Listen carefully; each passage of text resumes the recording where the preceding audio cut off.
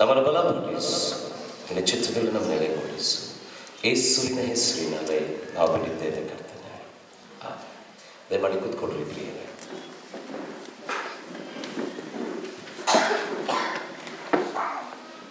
We are learning on a subject of obedience. ವಿಧೇಯತೆಯ ಆ ವಿಷಯದ ಕುರಿತಾಗಿ ನಾವು ಕಲಿತಾ ಬರ್ತಾ ಇದ್ದೇವೆ ಪ್ರಿಯರೇ. The last service I spoke on obedience. ಕಳೆದ ಒಂದು ಸರ್ವಿಸ್ನಲ್ಲಿ ನಾನು ವಿಧೇಯತೆಯ ಕುರಿತಾಗಿ ನಾನು ಮಾತನಾಡಿದ್ದೇನೆ. And this service, let me talk to you the battle with disobedience. ಅವಿಧೇಯತೆಯ ಒಟ್ಟಿಗೆ ಒಂದು ಹೋರಾಟವು, ಒಂದು ಯುದ್ಧದ ಕುರಿತಾಗಿ ನಾವು ಕಲಿಯಲಿಕ್ಕೆ ಪ್ರಾರಂಭ ಮಾಡೋಣ ಪ್ರಿಯರೇ. ನಮ್ಮ ಸತ್ಯವೇದಗಳು ನಾವು ತಂದಿದ್ದರೆ 1ನೇ ಸಮುವೇಲ 15ನೇ ಅಧ್ಯಾಯಕ್ಕೆ ನಮ್ಮ ಸತ್ಯವೇದಗಳು ತೆಗೆದುಕೊಳ್ಳೋಣ. Book of 1 Samuel chapter 15 and verse 22. 15ನೇ ಅಧ್ಯಾಯ 22ನೇ ವಚನವನ್ನು ನಾವು ಓದಿಕೊಳ್ಳೋಣ ಪ್ರಿಯರೇ. 1ನೇ ಸಮುವೇಲ 15ನೇ ಅಧ್ಯಾಯ 22ನೇ ವಚನವನ್ನು ನಾವು ಓದಿಕೊಳ್ಳೋಣ. ಗಟ್ಟಿಯಾಗಿ, ಸ್ಪಷ್ಟವಾಗಿ, ಜೋರಾಗಿ ನನಗಾಗಿ ಓದಿಕೊಳ್ಳ್ರಿ. 1ನೇ ಸಮುವೇಲ 15:22. ಅದಕ್ಕೆ ಸಮುವೇಲನು ಯೆಹೋವನು ವಿಧೇಯತ್ವಕ್ಕೆ ಮೆಚ್ಚುವಷ್ಟು ಯಜ್ಞ ಹೋಮಗಳಿಗೆ ಮೆಚ್ಚುತ್ತಾನು. ಯಜ್ಞವನ್ನು ಅರ್ಪಿಸುವುದಕ್ಕಿಂತ ಮಾತು ಕೇಳುವುದು ಉತ್ತಮವಾಗಿದೆ. Let me read it for you in English. English ಭಾಷೆಯಲ್ಲಿ ಓದ್ತೇನೆ ಪ್ರಿಯರೇ. But Samuel replied, Does the Lord delight in burnt offering and sacrifices as much as in obeying the voice of the Lord? To obey is better than sacrifice, to heed is better than the fat of rams. Shall we pray? ಪ್ರಾರ್ಥನೆ ಮಾಡಿಕೊಳ್ಳೋಣ. ತಂದೆಯಾದ ದೇವರೇ ಸ್ವಾಮಿ, ಈ ಸಮಯಕ್ಕಾಗಿ ನಿನಗೆ ವಂದನೆ. ನಿನ್ನ ಕೃಪೆ, ನಿನ್ನ ದಯೆ, ನಿನ್ನ ಕರುಣೆಗಾಗಿ ವಂದನೆ. ಕರ್ತನೆ, ಮುಂಜಾನೆ ವೇಳೆಯಲ್ಲಿ ನಮ್ಮೊಟ್ಟಿಗೆ ಮಾತನಾಡು. ಕರ್ತನೆ, ಭಾಗ್ಯದಲ್ಲಿ ಸ್ವಾಮಿ ನಿನ್ನ ಚಿತ್ತವನ್ನು ನಮಗೆ ದಯಪಾಲಿಸು. ನಾವು ಎಷ್ಟೋ ಸಾರಿ ಅವಿಧೇಯತೆಯ ಜೀವನಗಳನ್ನು ನಾವು ಜೀವಿಸಿದ್ದೇವೆ, ಅವಿಧೇಯತೆಯಲ್ಲಿ ನಾವು ವಾಸ ಮಾಡಿದ್ದೇವೆ. ನಮ್ಮನ್ನು ಕ್ಷಮಿಸು ಸ್ವಾಮಿ, ನಿನ್ನ ರಕ್ತದಿಂದ ನಮ್ಮನ್ನು ತೊಳೆ. ಕರ್ತನೆ, ಈ ಅವಿಧೇಯತೆಯ ಹೋರಾಟಗಳು ನಮಗೆ ತೋರಿಸಿಕೊಡು. ಕರ್ತನೆ, ನಾವು ಎಲ್ಲಿ ಎಳಿದಿದ್ದೇವೋ ಕರ್ತನೆ ನಮಗೆ ತೋರಿಸಿಕೊಡು ಸ್ವಾಮಿ. ನಿನ್ನ ನಾಮ ನಮ್ಮ ಮೂಲಕ ಮಹಿಮೆ ಹೊಂದಲಿ. ಯೇಸುವಿನ ಹೆಸರಿನಲ್ಲಿ ನಾವು ಬೇಡಿದ್ದೇವೆ ಕರ್ತನೆ. Now let me tell you what we are studying. ನಾವೇನು ಓದ್ತಾ ಇದ್ದೇವೋ, ನಾವು ಎದರ ಮೇಲೆ ಕಲಿತಾ ಇದ್ದೇವೋ, ದಯಮಾಡಿ 1 ನಿಮಿಷ ಅದರ ಹಿನ್ನೆಲೆಯು ನಿಮಗೆ ಹಾಕಲಿಕ್ಕೆ ನಾನು ಇಷ್ಟಪಡ್ತೇನೆ ಪ್ರಿಯರೇ. Now there was a tribe called Benjaminite. ಬೆಂಜಾಮಿನ ಒಂದು ಕುಲವು ದೇವರ ವಾಕ್ಯದಲ್ಲಿ ನಾವು ನೋಡಿಕೊಳ್ಳುತ್ತೇವೆ ಪ್ರಿಯರೇ. ಈ ಕುಲವೇನಾಗಿತ್ತು ಪ್ರಿಯರೇ? ದೇವರ ವಾಕ್ಯದಲ್ಲಿ ನಾವು ನೋಡುವಾಗ ಈ ಜನರು ಎಲ್ಲರೂ ಪ್ರತಿಯೊಬ್ಬರು ಎಡಗೈ ಉಳ್ಳವರು ಪ್ರಿಯರೇ. ಅಷ್ಟೇ ಅಲ್ಲ, ಬೇಟೆಗಳಲ್ಲಾಗಲಿ ಕವಣೆಗಳನ್ನು ಉಪಯೋಗಿಸೋದಕ್ಕಾಗಲಿ ಅವರೇನಾಗಿದ್ದರು? ಬಹಳ ಪ್ರಸಿದ್ಧಿಯಾದಂತ ವ್ಯಕ್ತಿಗಳು ಇವರಾಗಿದ್ದರು ಪ್ರಿಯರೇ. ದೇವರ ವಾಕ್ಯದಲ್ಲಿ ನಾವು ನೋಡುವಾಗ ಒಂದಾನೊಂದು ದಿವಸದಲ್ಲಿ ಇಸ್ರಾಯೇಲರು ಎಲ್ಲರೂ ಸಮವೇಲನ ಬಳಿಗೆ ಅವರು ಬಂದು ಸಮವೇಲನಿಗೆ ಕೇಳಿದ್ದೇನೆಂತಂದ್ರೆ, ಸಮವೇಲನೇ, ನಿನ್ನ ಮಕ್ಕಳು ನಿನ್ನ ಮಾರ್ಗದಲ್ಲಿ ನಡೆಯುತ್ತಾ ಇಲ್ಲ, ನಿನ್ನ ಮಕ್ಕಳು ನಿನ್ನ ಹಾಗೆ ಜೀವಿಸುತ್ತಾ ಇಲ್ಲ, ನಿನ್ನ ಮಕ್ಕಳು ನಿನ್ನ ಹಾಗೆ ವಿಧೇಯರಾಗಿಲ್ಲ, ನಿನ್ನ ಹಾಗೆ ಅವರು ಬದುಕಲಿಲ್ಲ. ನೀನು ಒಂದು ಕೆಲಸ ಮಾಡು, ನಮಗೆ ನೀನು ಒಬ್ಬ ಅರಸನನ್ನು ಕೊಡು ಅಂತಂದಾಗ ಸತ್ಯವೇದ ಹೇಳ್ತದೆ, ದೇವರ ವಾಕ್ಯದಲ್ಲಿ ನೋಡುವಾಗ ದೇವರ ಹೃದಯಕ್ಕೂ ಮತ್ತು ಸಮವೇಲನಿಗೂ ಬಹಳ ನೋವಾಯಿತು ಅಂತ ಹೇಳಿ. ಆತನು ರಾತ್ರಿ ಎಲ್ಲ ದೇವರ ಮುಂದೆ ಕೂಗಾಡ್ತಾ ಇರಬೇಕಾದ್ರೆ ದೇವರು ರಾತ್ರಿ ವೇಳೆಯಲ್ಲಿ ಆತನ ಏನ್ ಮಾಡ್ತಾರೆ ಅಂತಂದ್ರೆ, ಆತನು ಸಮವೇಲನ ಕೂಗನ್ನು ಕೇಳಿ ಆತನು ಹೇಳ್ತಾನೆ, ಅವರು ಕೇಳಿದ ಹಾಗೆಯೇ ನೀವೊಂದು ಕೆಲಸ ಮಾಡು, ಅವರಿಗೆ ಒಂದು ಅರಸನನ್ನು ಕೊಡು. ಅವಾಗ ಒಂದು ಘಟನೆಯು ಹೀಗೆ ನಡೀತದೆ ಪ್ರಿಯರೇ. ಒಂದು ಬೆಂಜಾಮಿನ್ ಕುಲದಿಂದ ಒಬ್ಬ ವ್ಯಕ್ತಿಯು ಇರ್ತಾನೆ, ಆತನ ಕತ್ತೆಯು ಕಳೆದು ಹೋಗ್ಬಿಡುತ್ತದೆ. ಆತನ ಕತ್ತೆಯು ಕಳೆದು ಹೋದಾದ ನಂತರ ತನ್ನ ಮಗನಾದ ಸೌಲನನ್ನು ಕರೆದು ಒಂದು ಸೇವಕನನ್ನು ಕೊಟ್ಟು ಆತನು ಹೇಳ್ತಾನೆ, ಹೋಗು, ಆ ಕತ್ತೆ ಎಲ್ಲಿದೆಯೋ ನೋಡಿಕೊಂಡು ಬಾ ಅಂತ ಹೇಳಿ. ಬಹಳ ಚಂದ ಬಂದಾಗ ನಿಮಗೊಂದು ಗೊತ್ತಿದೆಯೋ ಇಲ್ಲೋ ಗೊತ್ತಿಲ್ರಿ, ಅಗಸರ ಕತ್ತೆಯು ಬಹಳ ಜ್ಞಾನವುಳ್ಳದು. ಬಹಳ ಜನರಿಗೆ ಏನ್ ಬೈತಾರೆ ಗೊತ್ತ್ರಿ? ನೀ ಕತ್ತಿ ಅಂತವನ ಅಂತ ಬೈತಾರೆ. ಅದ ಅರ್ಥ ಏನಂತಂದ್ರೆ ಬುದ್ಧಿ ಇಲ್ಲ ಅಂತ ಹೇಳಿ. ಆಕ್ಚುಲಿ ತಪ್ಪು ಅದು. ಕುದುರೆಗಳಿಗೆ ಬುದ್ಧಿ ಇರುವುದಿಲ್ಲ ರೇ, ಕತ್ತೆಗಳಿಗೆ ಬಹಳ ಬುದ್ಧಿ ಇರ್ತದೆ.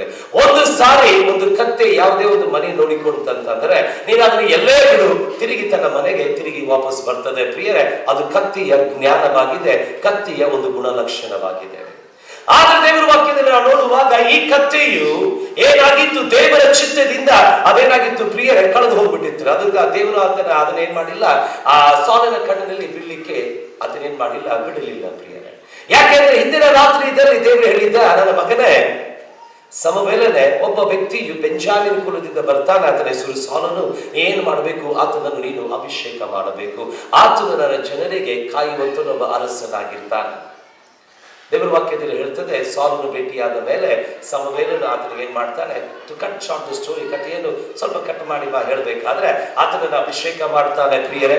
ಆತನನ್ನು ಅಭಿಷೇಕ ಮಾಡಿ ಆತನ ಕಳಿಸ್ತಾನೆ, ನೀನು ಹೋಗು, ದೇವರು ನಿನಗೆ ಇಸ್ರಾಯೇಲರಿಗೆ ಏನ್ ಮಾಡಿದ್ದಾನೆ, ಅರಸನಾಗಿ ಆರಿಸಿದ್ದಾನೆ. ಒಂದು ದಿವಸ ಸಮವೇಲನು ಆತನ ಏನ್ ಮಾಡ್ತಾನೆ ಪ್ರಿಯರೇ, ಇಸ್ರಾಯೇಲರ ಎಲ್ಲಾ ಜನಸಮೂಹ ಹಿರಿಯರನ್ನೆಲ್ಲ ಕರೆದು ಆತನ ಏನ್ ಮಾಡ್ತಾನೆ, ಸೌಲನನ್ನು ಕರೆದು ಆತನನ್ನು ಆ ಮತ್ತೊಂದು ಸಾರಿ ಆತನಿಗೆ ರಾಜನೆಂದು ಘೋಷಿಸುತ್ತಾನೆ. ಆತನು ಇಸ್ರಾಯೇಲರಿಗೆ ರಾಜನಾಗಿದ್ದಾನೆ ಅಂತ ಆತನು ಹೇಳುತ್ತಾನೆ. ಈಗ ಇಲ್ಲಿಗೆ ಕತೆ ಮುಗಿಲಿಲ್ಲ. ಬೈಬಲ್ ಹೀಗೆ ಹೇಳ್ತದೆ ಪ್ರಿಯರೇ. ದೇವರ ವಾಕ್ಯದಲ್ಲಿ ನಾವು ನೋಡುವಾಗ ಒಂದು ದಿವಸ ಸಮವೇಲನು ಸೌಲನ ಬಳಿಗೆ ಬಂದು ಹೇಳ್ತಾನೆ, ಸೌಲನೇ, ದೇವರು ನಿನಗೆ ಒಂದು ಸಂದೇಶ ಕೊಡ್ತಾ ಇದ್ದಾನೆ. ನೀನು ಹೋಗಿ ದೇವರ ವೈರಿಗಳಾದ ಅಮಾಲೇಕರನ್ನು ಏನ್ ಮಾಡಬೇಕು, ಸಂಪೂರ್ಣವಾಗಿ ನಾಶ ಮಾಡಬೇಕು ಎಂಬುದಕ್ಕಾಗಿ ದೇವರು ಹೇಳ್ತಿದ್ದಾನೆ, ಯಾರ ಮೇಲೆಯೂ ಕರುಣೆ ನೀನು ತೋರಿಸಬಾರದು, ಒಬ್ಬರನ್ನು ಕರುಣದಿಂದ ನೀನು ನೋಡಬಾರದು.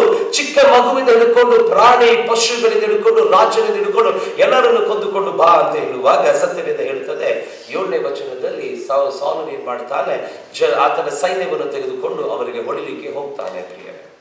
ಹೊಡೆದು ಆತನು ತಿರುಗಿ ಬರ್ತಾ ಇರಬೇಕಾದ್ರೆ ಉತ್ತಮವಾದಂತ ಸಂಗತಿಗಳನ್ನು ಆತನು ತರುತ್ತಾನೆ.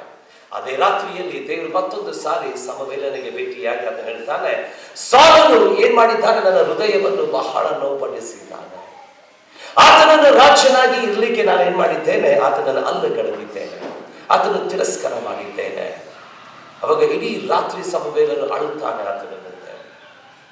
ಈಗ ಪ್ರಿಯರೇ, ಅದಾದ ನಂತರ ಬೆಳಗ್ಗೆ ಮುಂಜಾನೆ ಸೌಲನನ್ನು ಭೇಟಿಯಾಗಲಿಕ್ಕೆ ಹೋದಾಗ ಸೌಲನು ಹೇಳ್ತಾನೆ, ಅಯ್ಯ, ನಾನು ಹೇಳಿದಂತ ಮಾತುಗಳನ್ನು ನಾನು ವಿಧೇಯನಾಗಿದ್ದೇನೆ ಅನ್ನುವಾಗ ಸಮವೇಲ ಹೇಳ್ತಾನೆ, ಮತ್ತೆ ಈ ಕುರಿಮರಿಯ ಶಬ್ದಗಳೇನಾಗಿದೆ, ಈ ಪ್ರಾಣಿಗಳ ಶಬ್ದಗಳೇನಾಗಿದೆ ಅಂತ ಕೇಳಿದಾಗ ಆತನು ಹೇಳ್ತಾನೆ, ಇದು ದೇವರಿಗಾಗಿ ನಾನು ಅರ್ಪಿಸಲಿಕ್ಕೆ ತಂದಂತ ಒಂದು ಪ್ರಾಣಿಗಳಾಗಿದೆ, ನಾನಲ್ಲ, ಆಕ್ಚುಲಿ ಏನಾಗಿದ್ದಾರೆ, ನನ್ನ ಸೈನ್ಯದವರು ತಂದಾರೆ.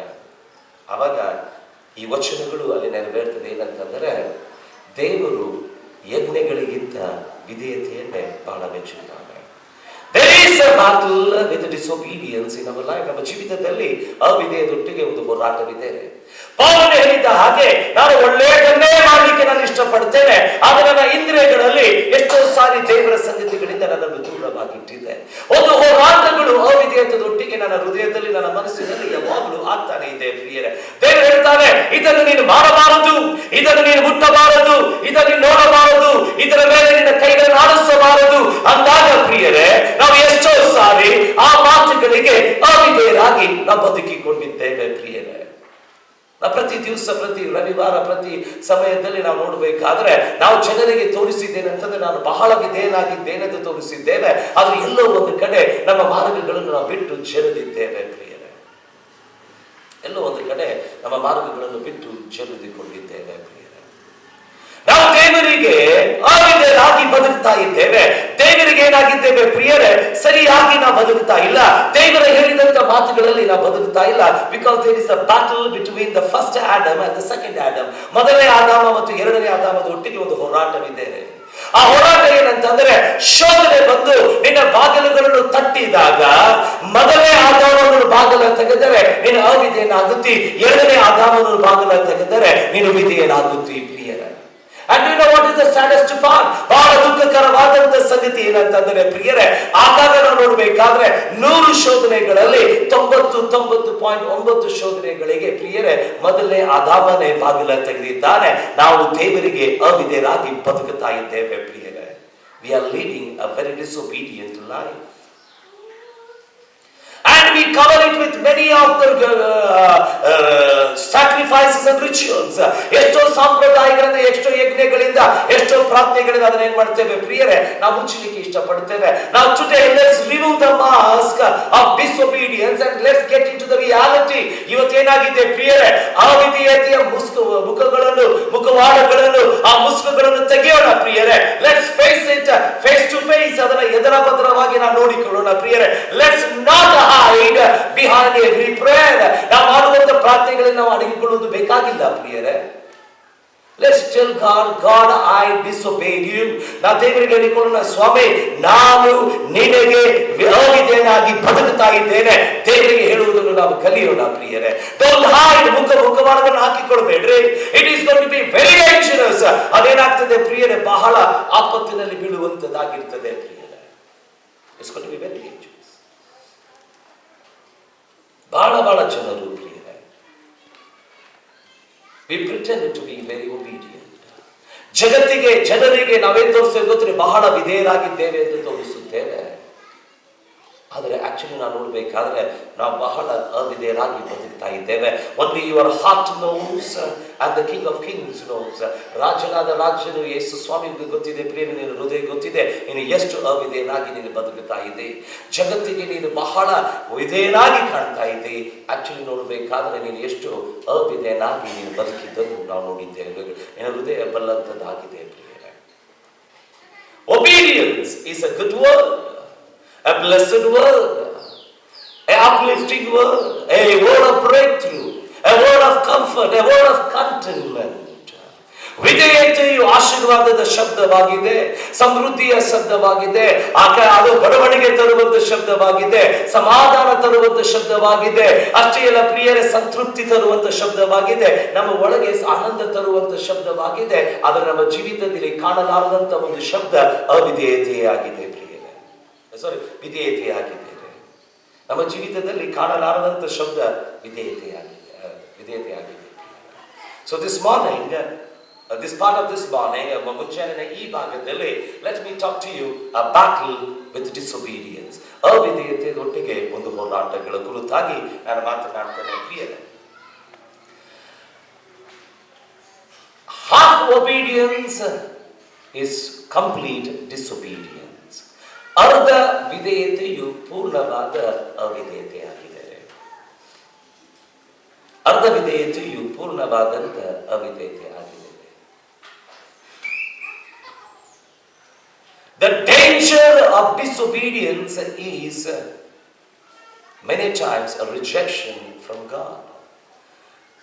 ಅವಿಧೇಯತೆಯ ಒಂದು ಅಪಘಾತ ಏನಾಗಿದೆ ಅಂತಂದ್ರೆ ದೇವರಿಂದ ನಮ್ಮ ತಿರಸ್ಕಾರವಾಗಿದೆ ಪ್ರಿಯರೇ. ಅವಿಧೇಯತೆಯು ಬಹಳ ಭಯಂಕರವಾಗಿದೆ. Now let me tell you something. ನಾವು ಒಂದು ಮಾತು ಹೇಳ್ತೇನೆ. You can fight with cancer and still live. But you cannot fight with disobedience and live a disobedient life and get into heaven.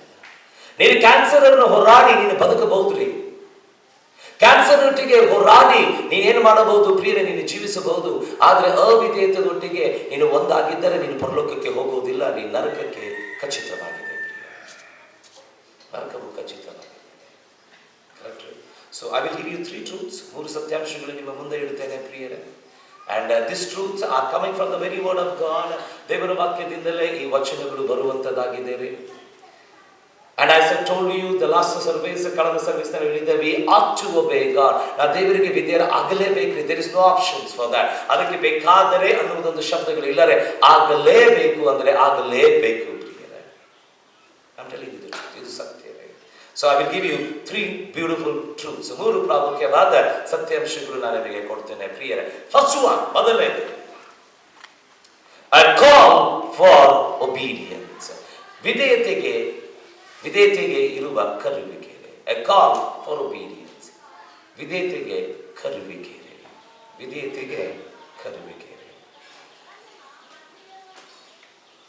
I want you to read from 1 Samuel chapter 1, 2 and 3. 1 ಸಮುವೇಲ 15ನೇ 1, 2 ಮತ್ತು 3ನೇ ವಚನ ನನಗಾಗಿ ಓದಿಕೊಳ್ಳುವೆ. ಸಮುವೇಲನು ಸೌಲನಿಗೆ, ಯೆಹೋವನು ನಿನ್ನನ್ನು ತನ್ನ ಪ್ರಜೆಗಳಾದ ಇಸ್ರಾಯೇಲರ ಮೇಲೆ ಅರಸನನ್ನಾಗಿ ಅಭಿಷೇಕಿಸುವುದಕ್ಕೋಸ್ಕರ ನನ್ನನ್ನೇ ಕಳುಹಿಸಿದನಲ್ಲ. ಆತನು ಈಗ ಹೇಳುವುದನ್ನು ಕೇಳು. ಸೇನಾಧೀಶ್ವರನಾದ ಯೆಹೋವನು ನಿನಗೆ ಇಸ್ರಾಯೇಲರು ಐಗುಪ್ತದಿಂದ ಬರುತ್ತಿರುವಾಗ ದಾರಿಯಲ್ಲಿ ಅಮಾಲೇಕ್ಯರು ಅವರಿಗೆ ವಿರೋಧವಾಗಿ ನಿಂತು ತೊಂದರೆ ಪಡಿಸಿದ್ದರಿಂದ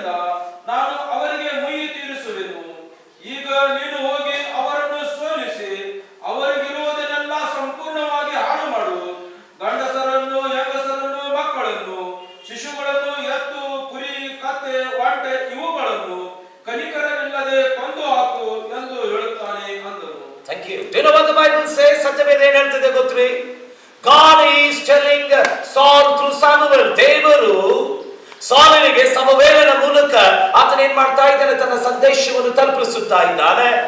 Now listen to me, church. ಸಭೆ ದಯಮಾಡಿ ನನ್ನನ್ನು ಗಮನಿಸಿ. God uses vessels to talk to other vessels. ದೇವರು ಒಂದು ಪಾತ್ರೆಯನ್ನು ಇನ್ನೊಂದು ಪಾತ್ರೆಗೆ ಮಾತಾಡಲಿಕ್ಕೆ ಆತನು ಉಪಯೋಗಿಸುತ್ತಾನೆ. The Bible says that there was a man by name Samuel. ಅಲ್ಲಿ ದೇವರ ವಾಕ್ಯದಲ್ಲಿ ನಾವು ನೋಡ್ತೇವೆ, ಒಬ್ಬ ವ್ಯಕ್ತಿಯು ಸಮವೇಲನು. He was a priest, he was a prophet, he was a judge of Israel of those days. ಆ ದಿವಸದಲ್ಲಿ ಆತನು ಒಬ್ಬ ಪ್ರವಾದಿಯು, ಒಬ್ಬ ಯಾಜಕನು, ಒಬ್ಬ ನ್ಯಾಯಾಧೀಶಕನು ಆತನಾಗಿದ್ದನು ಪ್ರಿಯರೇ. ಆತನು ದೇವರ ಸ್ವರವನ್ನು ತೆಗೆದುಕೊಂಡು ಬಂದು ಸಾಲನಿಗೆ ಹೇಳ್ತಾನೆ, ಸಾಲನೇ, ದೇವರು ಇಂತೆನ್ನುತ್ತಾನೆ, ಅಮಾಲೇಕರ ವಿರುದ್ಧವಾಗಿ ನೀನು ಹೋರಾಡು, ಅಮಾಲೇಕರನ್ನೇನು ಮಾಡು, ನೀನು ಹೊಡೆಯಿ, ಅಲ್ಲಿ ಇರುವಂತೆ ಯಾರಿಗೂ ಕರುಣೆ ತೋರಿಸಬೇಡ, ಪ್ರತಿಯೊಬ್ಬರನ್ನು ನಾಶ ಮಾಡು ಎಂಬುದಕ್ಕಾಗಿ ಆತನ ಆಜ್ಞೆಗಳನ್ನು ಕೊಡುತ್ತಾನೆ ಪ್ರಿಯರೇ, ಆಜ್ಞೆಗಳನ್ನು ಕೊಡುತ್ತಾನೆ. When I was reading these verses, ನಾನು ಈ ವಚನಗಳನ್ನು ಓದುತ್ತಾ ಇರಬೇಕಾದ್ರೆ ಪ್ರಿಯರೇ, the thing was very clear to me. ಸಂಗತಿಗಳು ಬಹಳ ಸ್ಪಷ್ಟವಾಗಿತ್ತು ಪ್ರಿಯರೇ. And there was no confusion in these verses. ಈ ವಚನಗಳಲ್ಲಿ ಯಾವುದೇ ತರವಾದ ಗಲಿಬಿಲಿ ಇಲ್ಲ ಪ್ರಿಯರೇ, ಯಾವುದೇ ತರವಾದ ಗಲಿಬಿಲಿಯು ನಾನಂತೂ ಕಾಣಲಿಲ್ಲ ಪ್ರಿಯರೇ. Now let me tell you what was the call for obedience. ವಿಧೇಯತೆಗೆ ಇರುವಂತ ಕರೆಯಲ್ಪಡುವಂತ ಸಂಗತಿಗಳಾದರೆ ಇದು ಪ್ರಿಯರೇ. Now listen to this carefully. ಮೊದಲನೇ, there was a subject for obedience. ವಿಧೇಯತೆಗೆ ಒಂದು ವಿಷಯ ಇತ್ತು ಪ್ರಿಯರೇ. There was a subject for obedience. ವಿಧೇಯತೆಗೆ ವಿಷಯವಿತ್ತು ಪ್ರಿಯರೇ. Now what was that? ಒಂದನೇ ವಚನ ಓದಿದ್ರೆ ಅದೇನಾಗಿತ್ತು ಪ್ರಿಯರೇ? ಸಮುವೇಲನು ಸೌಲನಿಗೆ, ಯೆಹೋವನು ನಿನ್ನನ್ನು ತನ್ನ ಪ್ರಜೆಗಳಾದ ಇಸ್ರಾಯೇಲರ ಮೇಲೆ ಅರಸನನ್ನಾಗಿ ಅಭಿಷೇಕಿಸುವುದಕ್ಕೋಸ್ಕರ ನನ್ನನ್ನೇ ಕಳುಹಿಸಿದ್ದಾನಲ್ಲ, ಆತನು ಈಗ ಹೇಳುವುದನ್ನು ಕೇಳು. Now listen to me. You know what Samuel said? Samuel ಏನು ಹೇಳಿದ ಗೊತ್ತೇ? Now he talks about the possession of King Saul. ಅರಸನಾದ ಸಾಲನ ಒಂದು ಸ್ಥಾನವನ್ನು ಆತನು ಹೇಳ್ತಾನೆ. Now he said, God sent me to anoint you. ದೇವರು ನನ್ನನ್ನು ಅಭಿಷೇಕ ಮಾಡಲಿಕ್ಕೆ ಕಳಿಸಿದ್ದನು. ದೇವರು ನನ್ನನ್ನು ನಿನಗೆ ಪ್ರತಿಷ್ಠೆ ಮಾಡಲಿಕ್ಕೆ ಕಳಿಸಿದ್ದನು. ದೇವರು ನನ್ನನ್ನು ನಿನಗೆ ಅರಸನಾಗಿ ಮಾಡಲಿಕ್ಕೆ ಕಳಿಸಿದ್ದನು. Now listen to me here. ಈಗ ದಯಮಾಡಿ ನನ್ನನ್ನು ಗಮನಿಸು. There is a message from the Lord. ದೇವರಿಂದ ಒಂದು ಸಂದೇಶವು ನಮಗಾಗಿ ಇದೆ. Now listen to me here. ನನ್ನ ಗಮನಿಸಿ ಪ್ರಿಯರೇ. The message was very clear. ಸಂದೇಶವು ಬಹಳ ಸ್ಪಷ್ಟವಾದಂತ ಸಂದೇಶವಾಗಿತ್ತು. There was no confusion. ಇದರಲ್ಲಿ ಯಾವ ಕನ್ಫ್ಯೂಷನ್ ಇರಲಿಲ್ಲ.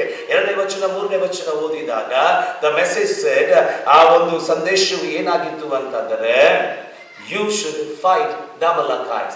ಅಮಾಲೇಕ್ಯರ ವಿರುದ್ಧವಾಗಿ ನೀವು ಹೋರಾಡಲೇಬೇಕು. ಅಮಾಲೇಕ್ಯರ ವಿರುದ್ಧವಾಗಿ ನೀವು ಹೋರಾಡಲೇಬೇಕು. You are going to fight the battle for God. ದೇವರಿಗಾಗಿ ಒಂದು ಯುದ್ಧವನ್ನು ನೀವು ಮಾಡಬೇಕು. Now church, listen to me. ಸಭೆನ ನನಗೆ ಗಮನಿಸಿ. Was not the message clear every Sunday what God was speaking to us? ಪ್ರತಿ ರವಿವಾರ ದೇವರು ನಮ್ಮ ಒಟ್ಟಿಗೆ ಸಂದೇಶದ ಮೂಲಕ ಮಾತನಾಡ್ತಾ ಇರಬೇಕಾದ್ರೆ ಆ ಸಂದೇಶ ಸ್ಪಷ್ಟವಾಗಿರಲಿಲ್ಲ ರೇ? Was not the message from the word of God very clear to you when God told you to obey?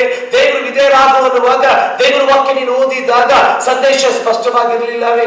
Was not the message from the creation clear to you that there is a God who is talking to you? ಸೃಷ್ಟಿಯಿಂದ ಒಂದು ಸಂದೇಶವಿರಲಿಲ್ಲವೇ? ದೇವರು ನಿನ್ನೊಟ್ಟಿಗೆ ಮಾತನಾಡ್ತಾ ಇದ್ದಾನೆ.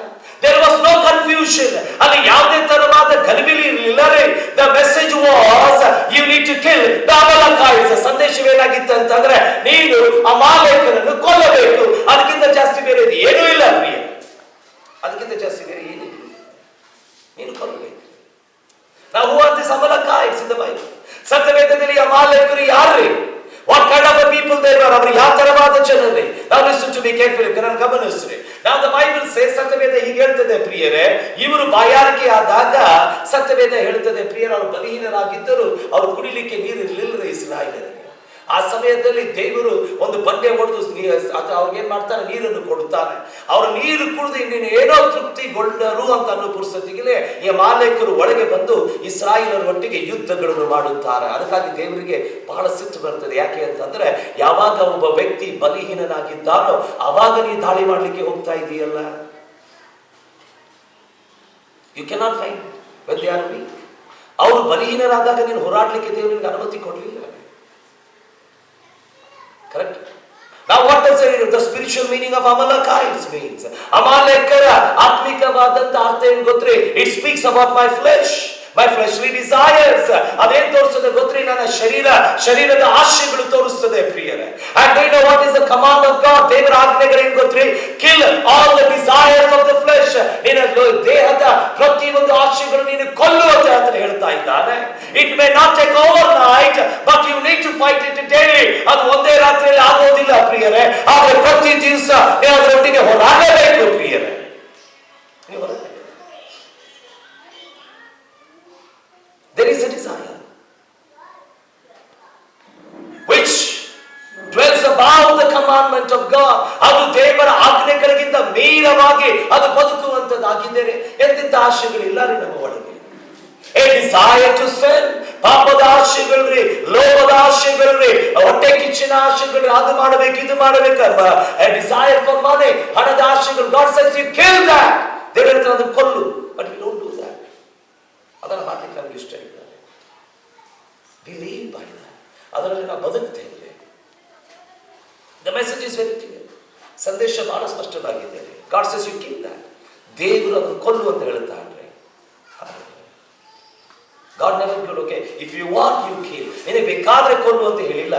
ದೇವರು ಏನ್ ಮಾಡಿದ್ದಾನೆ? ಕೊಲ್ಲು ಅಂದಾಗ ಕೊಲ್ಲಲೇಬೇಕ್ರಿ ನಾವು. ಪ್ರೇರೆ ಒಂದೇ ರಾತ್ರಿಯಲ್ಲಿ ಆಗಿಲ್ಲ. Do you think I don't fight with sin? ನಾನು ಪಾಪದೊಟ್ಟಿಗೆ ಹೋರಾಡುವುದಿಲ್ಲ. Every day I fight. ಪ್ರತಿ ದಿವಸ ಹೋರಾಡ್ತೇನೆ. Many times I stumble. ಬಹಳ ಸಾರಿ ಬಿದ್ದಿದ್ದೇನೆ, ಎದ್ದಿದ್ದೇನೆ, ಮತ್ತೆ ಮುಂದೆ ಹೋಗ್ಲಿಕ್ಕೆ ನಾನು ಪ್ರಯತ್ನಗಳನ್ನ ಮಾಡಿದ್ದೇನೆ. ಅದು ಹೋರಾಟಗಳು ನಿಲ್ಲಿಸುವುದಿಲ್ಲ ರೇ. We need to destroy that. ಅದನ್ನು ಸಂಪೂರ್ಣವಾಗಿ ಕೊಲ್ಲಬೇಕು. ಈಗ ನೋಡ್ರಿ, ಸತ್ಯವೇದ ಏನ್ ಹೇಳ್ತಿದ್ದಾರೆ? ದಯಮಾಡಿ 3ನೇ ವಚನ ಓದ್ರಿ ನನಗೆ. ಈಗ ನೀನು ಹೋಗಿ ಅವರನ್ನು ಸೋಲಿಸಿ ಅವರಿಗಿರುವುದನ್ನೆಲ್ಲ ಸಂಪೂರ್ಣವಾಗಿ ಹಾಳು ಮಾಡು. Do you know what God says? ನಿನ್ನ ಒಳಗೆ ಇರುವಂತ ಶರೀರದ ಪ್ರತಿಯೊಂದು ಆಶೆಗಳನ್ನು ಸಂಪೂರ್ಣವಾಗಿ ನಾಶ ಮಾಡುವಂತ ಆತನು ಹೇಳ್ತಾನೆ. The message is very clear. ಆ ಆಶೆ ಇಟ್ಕೊಂಡು ಬದುಕಬೇಡ. The message is very clear. We are living in a sex obsessed world. ನಾವು ಎಂತ ಜಗತ್ತಿನಲ್ಲಿ ಬದುಕ್ತಾ ಇದ್ದೇವೆ ಗೊತ್ತ್ರಿ? ಲೈಂಗಿಕವಾಗಿ ಮುಳುಗಿದಂತ ಜಗತ್ತಿನಲ್ಲಿ ಬದುಕ್ತಾ ಇದ್ದೇವೆ. Do you know what is the statement today's people make? ಇವತ್ತಿನ ಜನರು, ಇವತ್ತಿನ ಯವನಸ್ಥರು, ಇವತ್ತಿನ ಮಕ್ಕಳು ಮಾಡುವಂತ ಸ್ಟೇಟ್ಮೆಂಟ್ ಏನಂತಂದ್ರೆ, if you don't have sex before marriage, that means you have not enjoyed your life. ನೀನು ಮದುವೆಗಿಂತ ಮುಂಚಿತವಾಗಿ ಲೈಂಗಿಕವಾಗಿ ನಿನ್ನ ಸಂಬಂಧಗಳನ್ನು ಅನುಭವಿಸಲು ಹೋದ್ರೆ ನಿನ್ನ ಜೀವಿತವನ್ನು ನೀನು ಅನುಭವಿಸಲಿಲ್ಲ. You are wrong my friend. ನೀನು ತಪ್ಪಾಗಿದೆ. You are a big fool. ನೀನು ದೊಡ್ಡ ಮೂರ್ಖನಾಗಿದ್ದೆ. When God says it's a fornication, that means He means it's a fornication. ದೇವರು ಹೇಳ್ತಾನೆ ಅದು ಜಾರತ್ವವಾಗಿದೆ. ಅದಾರ್ಥವೇನಂದ್ರೆ ಅದು ಜಾರತ್ವವೇ, ಅದು ಬಿಟ್ಟು ಬೇರೆದು ಏನೂ ಇಲ್ಲ ರೇ. You cannot tell God, you cannot paint things and say, God, I was weak. ಸ್ವಾಮಿ ನಾನು ಬಲಹೀನನಾಗಿದ್ದೆ ಅಂತ ಹೇಳಲಿಕ್ಕೆ ಬರುವುದಿಲ್ಲ. God, I sinned. ನಾನು ಪಾಪ ಮಾಡಿದ್ದೇನೆ, ಅಷ್ಟು ಬಿಟ್ಟು ಬೇರೆದು ಏನು ಹೇಳಕ್ಕೆ ಬರುವುದಿಲ್ಲ ರೇ. If you don't have a boyfriend or a girlfriend, that means you did not enjoy life. ನಿನಗೆ ಬಾಯ್ಫ್ರೆಂಡ್ ಇಲ್ಲ, ಗರ್ಲ್ಫ್ರೆಂಡ್ ಇಲ್ಲ, ನೀನು ಎಂಜಾಯ್ ಮಾಡಿಲ್ಲ ಅಂತ ಅರ್ಥ ಅಲ್ಲವೇ? Were not the people holy in those days? ಆ ದಿವಸಗಳಲ್ಲಿ ಜನರು ಪರಿಶುದ್ಧವಾಗಿದ್ದಾರೆ. ಈ ದಿವಸದಲ್ಲಿ ಸ್ವಲ್ಪ ಜನ ಪರಿಶುದ್ಧವಾಗಿಲ್ಲ, ಬಹಳ ಜನ ಪರಿಶುದ್ಧವಾಗಿದ್ದಾರೆ. Why did you not kill the desire? ನಿನ್ನ ಒಳಗಿನ ಆಶೆಗಳನ್ನು ಯಾಕೆ ನೀ ಕೊಲ್ಲಲಿಲ್ಲ? The command is very clear. ಆಜ್ಞೆಗಳು ಬಹಳ ಸ್ಪಷ್ಟವಾಗಿದೆ. ಅವರು ನಾಶ ಮಾಡಬೇಕು. You need to fight that. ಯುದ್ಧ ಮಾಡಲೇಬೇಕು. Second one, not only that, what is the call for obedience? ವಿಧೇಯತೆಗೆ ಇರುವಂತ ಕರೆಯುವಿಕೆ ಏನಾಗಿದೆ ಪ್ರಿಯರೇ? First one, there was a subject. ಅಲ್ಲಿ ಒಂದು ವಿಷಯ ಇತ್ತು ಪ್ರಿಯರೇ. Second one, there is a sign of obedience. ವಿಧೇಯತೆಯ ಒಂದು ಚಿಹ್ನೆವಿದೆ. 2ನೇ ವಚನ ಓದಿಕೊಳ್ಳ್ರಿ ದಯಮಾಡಿ. ಯೆಹೋವನು ನಿನಗೆ ಇಸ್ರಾಯೇಲರ ಐಗುಪ್ತದಿಂದ ಬರುತ್ತಿರುವಾಗ ದಾರಿಯಲ್ಲಿ ಅಮಾಲೇಕ್ಯರು ಅವರಿಗೆ ವಿರೋಧವಾಗಿ ನಿಂತು ತೊಂದರೆ ಪಡಿಸಿದ್ದರಿಂದ ನಾನು ಅವರಿಗೆ ಮುಯ್ಯಿ ತೀರಿಸುವೆನು. You know what the Bible says? ಸತ್ಯವೇದ ಏನು ಹೇಳ್ತಿದೆ ಗೊತ್ತ್ರಿ? ನೀನು ರಕ್ಷಣೆ ಹೊಂದಿದ ಮೇಲೆ ನೀನು ಯಾವಾಗ ಐಗುಪ್ತ ದೇಶವನ್ನು ಬಿಟ್ಟು ಹೊರಗೆ ಬರ್ತಾ ಇರಬೇಕಾದ್ರೆ, ಈ ಲೋಕವನ್ನು ಬಿಟ್ಟು ನೀನು ಹೊರಗೆ ಬರ್ತಾ ಇರಬೇಕಾದ್ರೆ, this were the Amalekites who hindered you to come near me. ನನ್ನ ಬಳಿಗೆ ಬರಲಿಕ್ಕೆ ಇದೇ ಶರೀರದ ಸಂಗತಿಗಳು ನನಗೆ ಏನಾಗಿದ್ದೀನಿ ಅಡತರವಾಗಿದ್ದವು. ನಾನು ಅದಕ್ಕೆ ಮುಗಿ ತಿರುಗಿಸುತ್ತೇನೆ. I will take a vengeance on the Amalekites. And you know what the Bible says in the third verse, ಮೂರನೇ ವಚನದಲ್ಲಿ ಬಹಳ ಚಂದ ಹೇಳ್ತಿದ್ರೆ, destroy everything, ಎಲ್ಲ ಸಂಗತಿಗಳು. Do you know what is the sign of obedience? ವಿಧೇಯತೆಯ ಚಿಹ್ನೆ ಏನು ಗೊತ್ತೇ? It is all, ಎಲ್ಲ ಸಂಗತಿ ಮಾಡಲೇಬೇಕು. When Jesus said in the marriage of Cana ಮದುವೆಯಲ್ಲಿ ಯೇಸು ಸ್ವಾಮಿ ಹೇಳಿದ್ದೇನು ಗೊತ್ತೇ? ಆ ಬಾಲೆಗಳನ್ನು ನೀರಿನಿಂದ ತುಂಬಿಕೊಳ್ಳ್ರಿ ಅಂತ ಅಷ್ಟೇ ಹೇಳಿದ್ರು. ಬೈಬಲ್ ಹೇಳ್ತದೆ ಅವರು ಕಂಠದ ಮಟ್ಟಿಗೆ ತುಂಬಿದ್ರು. ಅರ್ಥ ಏನಂತ ಗೊತ್ತೇ? ಅವರು ಪೂರ್ಣವಾಗಿ ವಿಧೇಯರಾದರೆ, ಅರ್ಧಮರ್ಧ ತುಂಬಲಿಲ್ಲ ರೇ, ಪೂರ್ಣವಾಗಿ ವಿಧೇಯರಾದರು. ಪೂರ್ಣವಾಗಿ ವಿಧೇಯರಾದರು. How many times we were completely obedient to God? ಎಷ್ಟು ಸಾರಿ ಪೂರ್ಣವಾಗಿ ದೇವರಿಗೆ ವಿಧೇಯರಾಗಿದ್ದೇವೆ? I do understand we are not perfect overnight. ಒಂದೇ ರಾತ್ರಿಯಲ್ಲಿ ನಾವು ಪರಿಪೂರ್ಣರಾಗಲಿಲ್ಲ ರೇ. God allowed these things to be in our life. ಸಣ್ಣ ಸಮಯದಲ್ಲಿ ಸಣ್ಣ ಸಂಗತಿಗಳು ದೇವರು ನಮ್ಮ ಜೀವಿತದಲ್ಲಿ ಇರುವುದಕ್ಕೆ ಅದಕ್ಕೆ ಅನುಮತಿ ಕೊಟ್ಟಿದ್ದಾನೆ. ಅದರ ಅರ್ಥವೇನಂತಂದ್ರೆ, ನಿನ್ನ ಕಾನಾನನ್ನು ನೀನೇ ಗೆಲ್ಲಬೇಕು ಪ್ರಿಯರೇ, ಬೇರೆಯವರು ಗೆಲ್ಲಲಿಕ್ಕೆ ಆಗುವುದಿಲ್ಲ. Your body is your ಕಾನಾನ್. ನಿನ್ನ ದೇಹ ನಿನ್ನ ಕಾನಾನ್ ಆಗಿದೆ. ಇದರ ಒಳಗೆ ಹಾಲು ಜೇನು ಹರಿಯುತ್ತದೆ ಪ್ರಿಯರೇ. ಇದರ ಒಳಗೆ ಅಭಿವೃದ್ಧಿ ಇದೆ, ಇದರ ಒಳಗೆ ಸಮೃದ್ಧಿ ಇದೆ, ಇದರ ಒಳಗೆ ಆಶೀರ್ವಾದಗಳಿದೆ, ಇದರ ಒಳಗೆ ಏಳಿಗೆ ಇದೆ, ಇದರ ಒಳಗೆ ಅರವಣಿಗೆ ಇದೆ. Everything is here. ಎಲ್ಲ ನಿನ್ನ ಒಳಗೆ ಇದೆ ಪ್ರಿಯರೇ. ಆದ್ರೆ ಇನ್ನೊಂದು ಮರೆತು ಬಿಡಬೇಡ್ರಿ, ಅದೇ ಕಾನಾನಿನಲ್ಲಿ ಎಷ್ಟೋ ಕನಾನಿಯರು, ಹಿತ್ತಿಯರು, ಗಿತ್ತಿಯರು, ಪರ್ಸಿಯರು, ಜಬುಸಿಯರು, ಅಮಾಲೇಕರು, ಅಮೋರಿಯರು ಇವರೆಲ್ಲ ವಾಸ ಮಾಡ್ತಾ ಇದ್ದಾರೆ. ಇದೇ ಶರೀರದಲ್ಲಿ ಹೊಟ್ಟೆ ಕಿಚ್ಚು, ಜಗಳ, ಮೋಸತನ, ಹಗೆತನ, ಅಸೂಯತನ, ಅಶುದ್ಧತನ ಇವೆಲ್ಲ ಬರುತ್ತಾ ಇದ್ದಾವೆ. And do you know what is the command? ಅದು ಆಜ್ಞೆ ಏನು ಗೊತ್ತ್ರಿ? You need to fight there. ಅದಕ್ಕೆ ನೀನು ಹೊರದಾಡಲೇಬೇಕು ಪ್ರಿಯರೇ, ನೀನು ಗೆಲ್ಲಲೇಬೇಕು. ಯೇಸು ಸ್ವಾಮಿ ಹೀಗೆ ಹೇಳಿದೆ, ಯೆಹೋವ ದೇವರು ಹೀಗೆ ಹೇಳಿದ್ದಾರೆ, ನೀನು ಏನಾಗ್ತಿ ಒಳಗೆ ಯುದ್ಧ ಮಾಡಿದಾಗ ಸಂಪೂರ್ಣವಾಗಿ ಗೆದ್ದುಕೊಂಡು ಬಿಡ್ತೇನೆ ಹೇಳಿಲ್ಲ. ಆತನು ಹೇಳ್ತಾನೆ, ಸ್ವಲ್ಪದಿಂದ ಸ್ವಲ್ಪಕ್ಕೆ ನೀನು ಗೆಲ್ಲುತ್ತಿ. Little by little you will conquer the land. ನಾವು ಒಂದೇ ರಾತ್ರಿಯಲ್ಲಿ ಪರಿಶುದ್ಧನಾಗುವುದಿಲ್ಲ ಪ್ರಿಯರೇ. ಆದ್ರೆ ಇವತ್ತು ನಾನು ಪರಿಶುದ್ಧನಾಗಿ ಬದುಕಿದ್ದೇನೆ ಅಂತಂದ್ರೆ ನಾಳೆ ಮತ್ತೆ ನಾನು ಪರಿಶುದ್ಧನಾಗಲೇ ಬದುಕಬೇಕ್ರಿ. ನಾಳೆ ಮರನೇ ದಿವಸ ಮತ್ತೆ ಪರಿಶುದ್ಧನಾಗಲೇ ಬದುಕಬೇಕು. Because that is a sign that you obey God. ನೀನು ದೇವರಿಗೆ ವಿಧೇಯನಾಗಿದೆ ಎಂಬುದಕ್ಕಾಗಿ ಅದು ಚಿಹ್ನೆ ಪ್ರಿಯರೇ.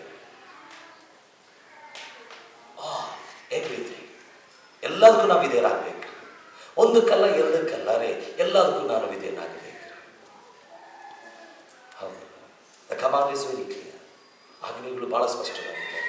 ಒಂದು, there was a subject there. ಅಲ್ಲಿ ಒಂದು ವಿಷಯ ಇತ್ತು, ಅಮಾಲೇಕರನ್ನು ಕೊಂದು. Second one, there was a sign there. ಅಲ್ಲಿ ಒಂದು ವಿಧೇಯತೆಗೆ ಒಂದು ಚಿಹ್ನೆ ಇತ್ತು, ಎಲ್ಲವನ್ನು ಕೊಂದು ಹಾಕು ಅಂತ ಹೇಳಿ. And the third one, there was a support for obedience. ವಿಧೇಯತೆಗೆ ಒಂದು ಬೆಂಬಲವೂ ಸಹ ಇತ್ತು ಪ್ರಿಯರೇ. And I want you to read verse, ಎಷ್ಟನೇ ವಚನ ಓದಬೇಕು ಅಂತ ಬಯಸ್ತೇನೆ ಅಂತಂದ್ರೆ 4ನೇ ವಚನ ಓದಿಕೊಳ್ಳಿ. ಸೌಲನು ಕೆಲಾಯಿನಲ್ಲಿ ಸೈನ್ಯವನ್ನು ಕೂಡಿಸಿ 3-4 ಓದಿಕೊಳ್ಳಿ.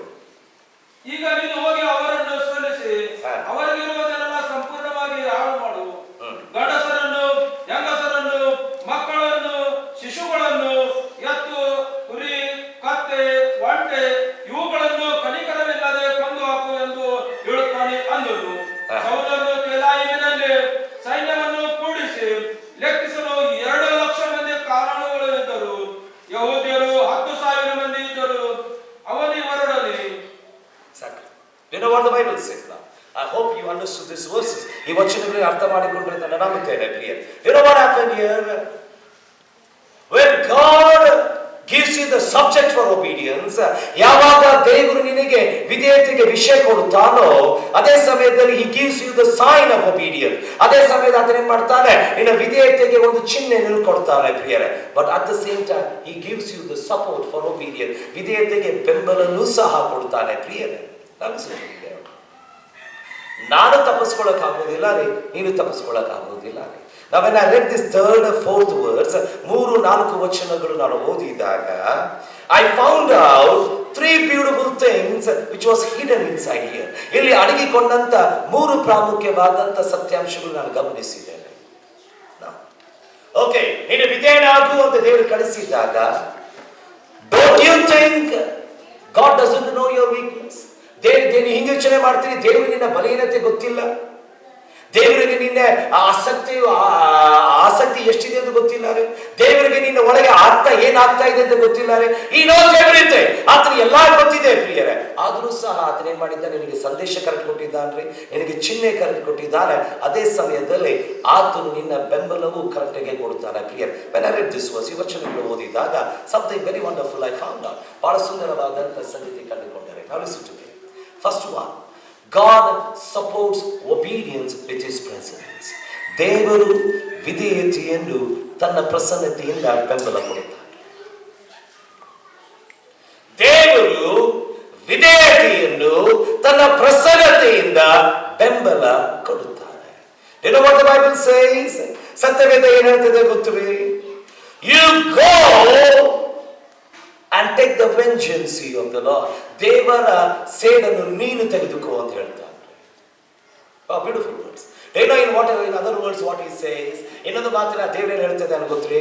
When I command you, that means I am coming with you. ನಾನು ನಿನಗೆ ಆಜ್ಞೆ ಕೊಟ್ಟಿದ್ರೆ ಅರ್ಥ ಏನಂದ್ರೆ ನಾನು ನಿನ್ನೊಟ್ಟಿಗೆ ಬರ್ತಾ ಇದ್ದೇನೆ. Listen to me.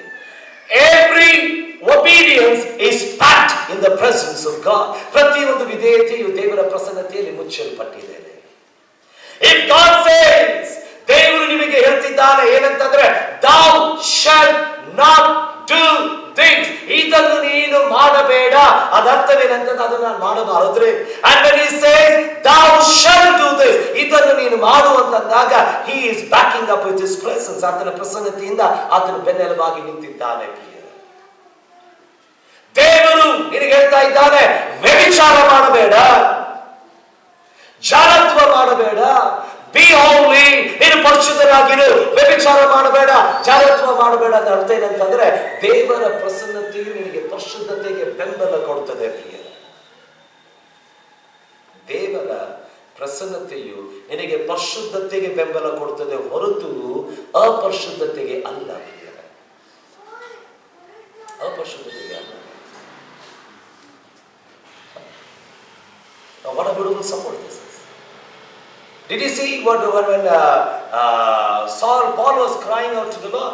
ಪಾಲನು ದೇವರಿಗೆ ಕರೀತಾ ಇರಬೇಕಾದ್ರೆ ಆತನ ದೇವರಿಗೆ ಹೇಳ್ತಾನೆ, ಸ್ವಾಮಿ ನನ್ನ ಒಳಗೆ ಒಂದು ಶೂಲವಿದೆ ಸ್ವಾಮಿ, ದಯಮಾಡಿ ಅದರಿಂದ ತೆಗೆದು ಹಾಕುವಂದಾಗ ನನ್ನ ಕೃಪೆಯು, that means he is talking about his presence.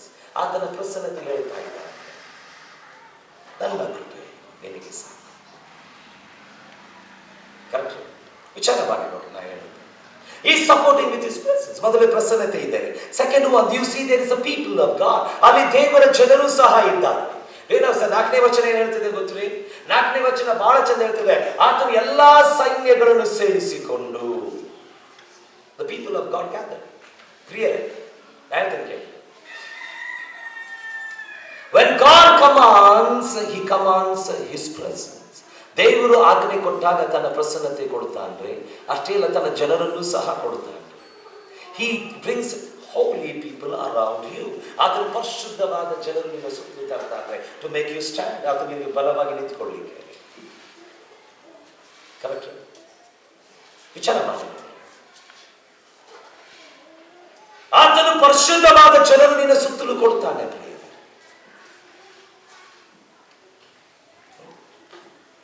ಪ್ರಿಯರೇ, ಒಂದು ಮಾತು ಹೇಳಿ, ಲಕ್ಷಕ್ಕೆ ನೀವು 10 ಮಂದಿ ನನಗೆ ಕೈ ಕೊಟ್ಟರೆ, I don't know what kind of a gift that is. ಅದೆಂತ ಬರೋದು ಗೊತ್ತಿರಲಿ. I can recognize the shake behind, the motive behind your shake. ನಿನ್ನ ಕೈ ಕುಲುಕಿ ನಿನ್ನ ಹಿಂದೆ ನಿನ್ನ ಉದ್ದೇಶ ಹಿಂಗೆ ಗೊತ್ತಾಗ್ತದೆ.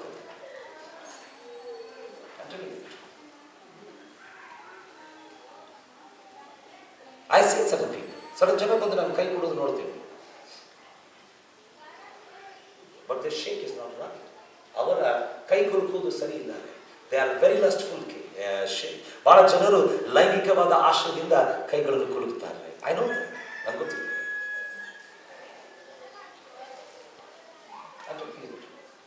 Some are very sincere. certain ಜನರ ಕೈ ಕುಲುಕಿದಾಗ I don't find it, ಅದರೊಳಗೆ ನನಗೆ ಏನು ಅನಿಸೋದಿಲ್ಲ. ಸಡನ್ ಜನರಲ್ ಮಾಡಿದಾಗ immediately my spirit says there is a disturbance in my spirit. ನನ್ನ ಆತ್ಮದಲ್ಲಿ ಯಾವುದೋ ಒಂದು ಗಲಿಬಿಲಿ ಇದೆ. That means that shows me they are not living holy. ಅವರೇನಾಗಿದ್ದಾರೆ, ಅವರು ಪರಿಶುದ್ಧವಾಗಿ ಬದುಕ್ತಾ ಇಲ್ಲ. You have holy people around you. ಪರಿಶುದ್ಧವಾದ ಜನರಿದ್ದಾರೆ. I'm telling you the truth. You know what the Bible says? ಸತ್ಯವೇದ ಏನು ಹೇಳ್ತದೆ ಗೊತ್ತ್ರಿ? He said, you are going to obey me. ನೀನು ನನಗೆ ವಿಧೇಯನಾಗ್ತೀಯಲ್ಲ. Okay. First, my presence will come. ನನ್ನ ಪ್ರಸನ್ನತೆ ನಿನ್ನೊಟ್ಟಿಗೆ ಬರ್ತದೆ. Second one, ನನ್ನ ಜನರು ನಿನ್ನೊಟ್ಟಿಗೆ ಬರ್ತಾರೆ. And third one, my power is going to go with you. ನನ್ನ ಬಲ ನಿನ್ನೊಟ್ಟಿಗೆ ಹೋಗ್ತದೆ. ನೋಡ್ರಿ, 3ನೇ ವಚನ ಓದಿದ್ರೆ, ಈಗ ನೀನು ಹೋಗಿ ಅವರನ್ನು ಸೋಲಿಸಿ ಅವರಿಗಿರುವುದನ್ನೆಲ್ಲ ಸಂಪೂರ್ಣವಾಗಿ ಹಾಳು ಮಾಡು. ಈಗ do you know what is God telling? He decided what is going to happen now. ದೇವರು ಆಲ್ರೆಡಿ ಡಿಸೈಡ್ ಬಿಟ್ಟಿದ್ದಾರೆ. ದೇವರು ಆಲ್ರೆಡಿ ತೀರ್ಮಾನ ಹೇಳಿದ್ದಾರೆ, ಹಿಂಗೆ ಆಗಬೇಕು ಅದು. ದ ಬೈಬಲ್ ಇದು ಸತ್ಯವೇದ ಹಿಂಗೆ ಹೇಳುವುದಿಲ್ಲರೆ. ಏನಂತಂದ್ರೆ, ನಿನಗೆ ಜಯ ಬಂದರೆ ಜಯಿಸು ಅಂತ ಹೇಳಿದ್ದಾರೆ. ಇಸ್ ಇಸ್ ಗೋ ಡಿಸ್ಟ್ರಾಯ್, ನಾಶ ಮಾಡು, ಸೋಲಿಸು ಅವರನ್ನು, ಸಂಪೂರ್ಣವಾಗಿ ನಾಶ ಮಾಡು. It's God already decide. Clear? The message is very clear. ಸಂದೇಶ ಬಹಳ ಸ್ಪಷ್ಟವಾಗಿದೆ. There is a message. ಒಂದು ವಿಷಯ ಇದೆ. ಆ ವಿಷಯ ಗೊತ್ತ್ರಿ? ಅಮಾಲೇಕರನ್ನು ಹೊಡಿಬೇಕು. ಸೆಕೆಂಡ್ ಒನ್, ದ ಸೈನ್, ಎಲ್ಲರನ್ನು ಕೊಲ್ಲಬೇಕು. ಅದು ಚಿಹ್ನೆ ಇದ್ರಿ, ಎಲ್ಲರನ್ನು ಕೊಲ್ಲಬೇಕು ನೀವು. ಎರಡನೇದು. ಮೂರನೇದು, ಅದರ ಸಪೋರ್ಟ್ ಇದೆ. ಅಲ್ಲಿ ಒಂದು ಬೆಂಬಲವಿದೆ. ಯಾವ್ದಾರ ಬೆಂಬಲ ಇದೆ ರೀ? ದೇವರ ಬೆಂಬಲವಿದೆ ರೀ, ಮನುಷ್ಯರ ಬೆಂಬಲವಿದೆ ರೀ. ಅಷ್ಟೇ ಅಲ್ಲ ಪ್ರಿಯರೇ, ಈ ಆತನ ಬಲದ ಬೆಂಬಲವಿದೆ ರೀ. ಪ್ರಿಯರೇ, ನೀ ಹಿಂಗೆ ಹೇಳಕ್ ಬರುವುದಿಲ್ಲ. ಸ್ವಾಮಿ, ನಾನು ವಿಧೇಯನಾಗಲಿಕ್ಕೆ ಹೋಗಿದ್ದೆ ಸ್ವಾಮಿ, ಆದರೆ ನಾನು ಏನ್ ಮಾಡಿದೆ? ತಪ್ಪು ಎಡವಿ ಬಿಟ್ಟೆ. ನೀನು ಎಡವಿದ್ದಕ್ಕೆ ನೀನು ಮಾಡಿದಂಥ ತಪ್ಪುಗಳು ನಿನಗೆ ಗೊತ್ತಿದೆ. ನಾನು ತೋರಿಸ್ತೀನಿ ಇನ್ನು ಸ್ವಲ್ಪ ಹೊತ್ತರಲ್ಲಿ. ನಾನು ಬಿಡುವುದಿಲ್ಲ, ನಾನು ತೋರಿಸ್ತೇನೆ. ಅದಕ್ಕಾಗಿ ಹೇಳಿದ್ದೇನೆ, why we battle with disobedience. ಯಾಕೆ ನಾವು ಅವಿಧೇಯತೆ ಒಟ್ಟಿಗೆ ಜಗಳ ಆಡ್ತಿರ್ತೀವಿ? There is a battle. Christian battles every day with disobedience. ಕ್ರೈಸ್ತನು ಪ್ರತಿ ದಿವಸ ಅವಿಧೇಯತೆಗೆ ಹೊಡೆದಾಡ್ತಾನೆ ಇರ್ತಾನೆ. ಎಷ್ಟೋ ಸಾರಿ ಅದಕ್ಕೆ ವಿಧೇಯನಾಗಿಬಿಟ್ಟಿದ್ದಾನೆ. ಹೌದು, ವಿಚಾರ ಮಾಡಿ ನೋಡ್ರಿ.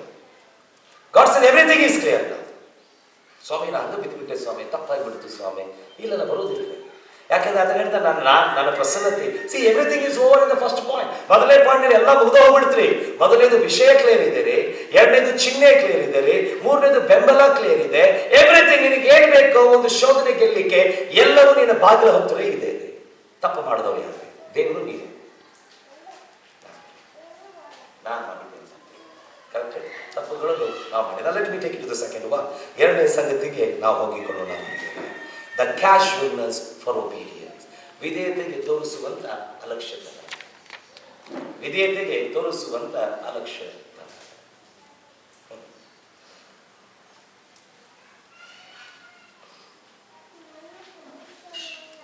ಏನೋ ಸಂತೆ ನಿಮ್ಗೆ ಗೊತ್ತಿದೆ?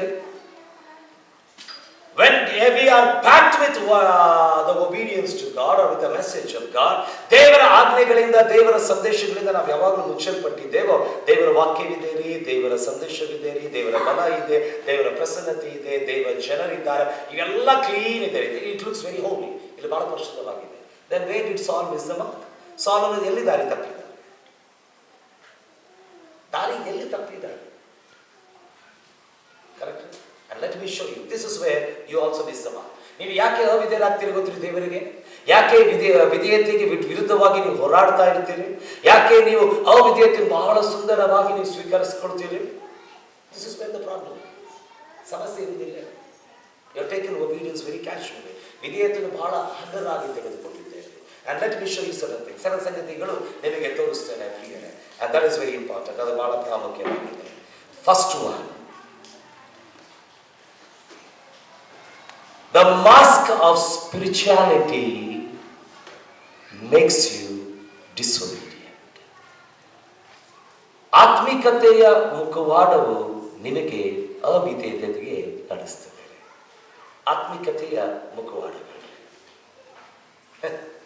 I laughed at this. ಈ ವಚನ ನಾನು ನೋಡಿದಾಗ ನಕ್ಕೇಳಿ. I will show you. ಎರಡು ವಚನ ತೋರಿಸ್ತೇನೆ. ಸಮಥಿಂಗ್ ಲಿಟ್ರಲ್ ಹೇಗೆ ಗೊತ್ತೆ, ನಾನು ಮುಖದಿಂದ ತೆಗೆದು ಹಾಕದಂಗೆ 15ನೇ ವಚನ. 15. ಶಬ್ದವು ನನಗೆ ಕೇಳಿಸುತ್ತದೆ ಎನ್ನಲು ಸೌಲನು, ಜನರು ನಿನ್ನ ದೇವರಾದ ಯೆಹೋವನಿಗೋಸ್ಕರ ಯಜ್ಞ ಸಲ್ಲಿಸುವುದಕ್ಕಾಗಿ ಅಮಾಲೇಕರ ಕುರಿ ದನಗಳಲ್ಲಿ ಮೇಲ್ತರದವುಗಳನ್ನು ಉಳಿಸಿ ತಂದಿದ್ದಾರೆ, ಮಿಕ್ಕಾದವುಗಳನ್ನೆಲ್ಲ ಸಂಪೂರ್ಣವಾಗಿ ನಾಶ ಮಾಡಿದೆವು ಎಂದು ಉತ್ತರಪಟ್ಟರು. ಒಂದು ನಿಮಿಷ. Do you know what he says? ಅದನ್ನೇ ಹೇಳ್ತಾನ್ರಿ, ಲಕ್ಷ್ಯ ಕೊಡ್ರಿ. 15ನೇ ವಚನದಲ್ಲಿ, the soldiers brought them from Amalekites. They spared the best of the sheep and the cattle for the sacrifice to the Lord your God, but totally destroyed the rest. ದೇವರಿಗೆ ಅರ್ಪಿಸಲಿಕ್ಕೆ ಶ್ರೇಷ್ಠವಾದ ಕುರಿಗಳು, ದನಗಳು, ಎತ್ತುಗಳನ್ನು ನಾವು ಏನ್ ಮಾಡಿದ್ದೇವೆ? ಉಳಿಸಿಕೊಂಡು ತಂದಿದ್ದೇವೆ. What are spiritual people they are. ಎಂತ ಆತ್ಮಿಕವಾದಂತ ಜನರು ಇವರಾಗಿದ್ದಾರೆ. ಸೌಲನು ಕೇಳಿದೆ ಅಂದ್ರೆ, ಈ ಸ್ವರವು ಎದರ ಸ್ವರವಾಗಿದೆ ಅಂತ ಕೇಳಿದಾಗ, ನಿನ್ನ ಸೈನ್ಯದವರು, ಯೆಹೋವನ ಸೈನ್ಯದವರು ಏನ್ ಮಾಡಿದರು? ನಿನ್ನ ದೇವರಾದ ಯೆಹೋವನಿಗೆ ಅರ್ಪಿಸಲಿಕ್ಕೆ ಯಜ್ಞಗಳನ್ನು ತಂದಿದ್ದಾರೆ, ಶ್ರೇಷ್ಠವಾದ ಯಜ್ಞಗಳು. ಮರ್ಬಿಡ್ಬೇಡ್ರಿ, the least one. ಕೀಳು ಮಟ್ಟದ ತರಲಿಲ್ಲವೇ, ಶ್ರೇಷ್ಠ ಮಟ್ಟದ್ದು ಅಂತ ಹೇಳಿ. ನಾನು when I read this verse, ನಾನು ವಚನ ಓದಿದಾಗ I was there for 2 to 3 minutes, 2 ರಿಂದ 3 ನಿಮಿಷ ಅಲ್ಲೇ ಇದ್ದೆ.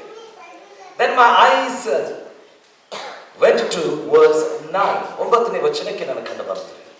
ಓದಿದೆ.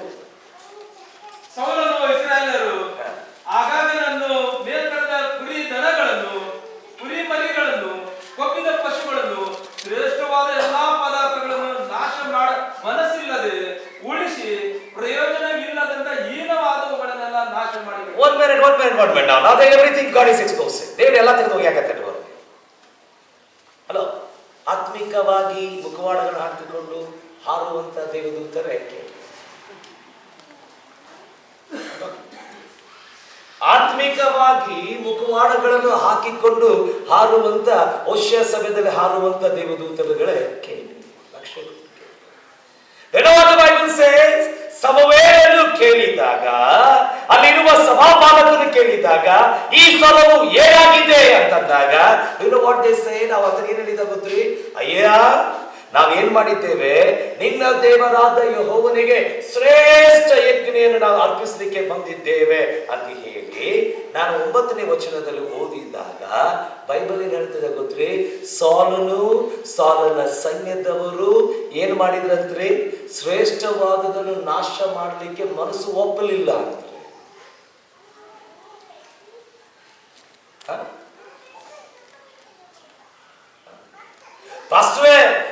I get pleasure in some sense. ನನ್ನ ಸ್ವಲ್ಪ ಪಾಪಗಳಲ್ಲಿ ನನಗೆ ಸ್ವಲ್ಪ ಆನಂದ ಬರ್ತದೆ. How can I destroy that? ನನಗೆ ನಾಶ ಮಾಡಲಿಕ್ಕೆ ಬರ್ತದೆ. ಬಹಳ ಮುಖವಾಡಗಳನ್ನು ಹಾಕೊಂಡಿರ್ತೀವಿ. ಚರ್ಚಿಗೆ ಬಂದಾಗ hallelujah, praise the lord.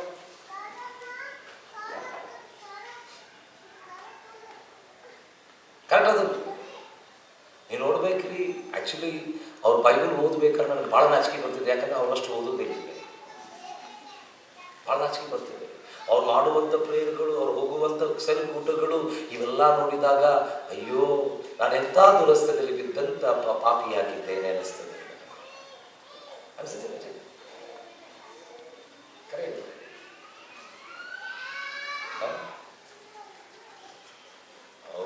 Actually, when I see all this, ಇದನ್ನೆಲ್ಲ ನೋಡಿದಾಗ sometimes ಯಥಾರ್ಥವಾಗಿ ನಾನು ಹೇಳಿದ್ರೆ, when I see certain people, I feel very guilty here. ನಾನು ಸ್ವಲ್ಪ ಜನ ನೋಡಿದಾಗ ಒಳಗೆ ನನಗೆ ಬಹಳ ಖಂಡನೆ ಉಂಟಾಗ್ತದೆ. I am not living like them. ಅವರು ಹಂಗೆ ನಾನು ಜೀವಿಸಲಿಕ್ಕೆ ಆಗ್ತಾ ಇಲ್ಲ. Good, they are living a very good life. ನಾನೇ ತಪ್ಪು ಜೀವನ ಜೀವಿಸ್ತಾ ಇದ್ದಾರೆ ಅಂತ ಅನ್ನೋರೆ. But there are so many masks we need to open.